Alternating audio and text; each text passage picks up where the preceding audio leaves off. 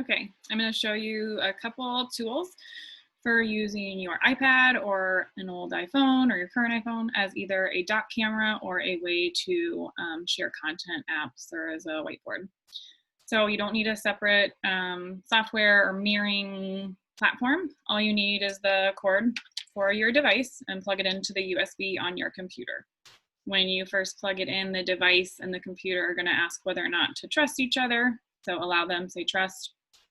Then once this is plugged in, you're going to open Quicktime Player. So you can do that by clicking on the little magnifier and type in QuickTime. And now QuickTime Player will open. It's up here in this little corner. And you're going to click on File, New Movie Recording. And if you're going to be using QuickTime Player a lot, you can lock it into your dock down here.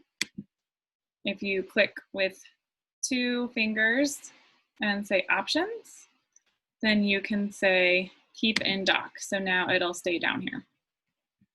Now, when you first turn on QuickTime, it's going to show your webcam. But if you click this caret, then you can see your device that you have plugged in.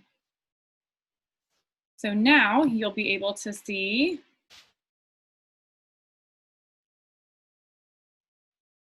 my iPad. When you are sharing a device, you want to make sure and turn on this Do Not Disturb in the little control. So that little moon will then make sure that no texts are going to pop up or personal emails while you're sharing your screen to whoever you need to share with.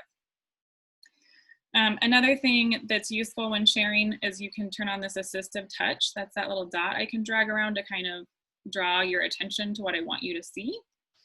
To turn this on, you go into Settings and Accessibility. And then this is called Touch. So if you go into Touch, you can turn on Assistive Touch, which will give you that little dot that you can use to kind of model or draw attention. There's a lot of other awesome stuff in accessibilities for a lot of things, which I even have another video on that. So make sure to check those out. Then you're able to share an app. So if you needed to share a student's communication and model for them, you can change the rotation of the iPad and it will change on the computer screen. So then I can use the Assistive Touch to show them the word we're gonna say or the button I want them to hit on their device. Also, if you're using something that you need to make sound, you wanna make sure to select that in QuickTime. So again, go to this little caret. So right now it's using my computer microphone, but I'm gonna switch. So now it's going to be using the microphone from the device I have plugged in. So it'll play audio from the iPad and you can still hear me talking.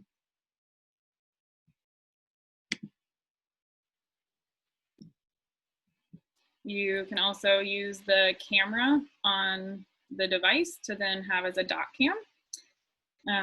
Or you can use an interactive whiteboard app like iPad or whatever you have to be able to then draw.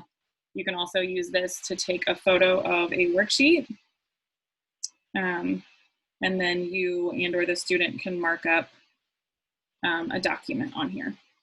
So hope those things help.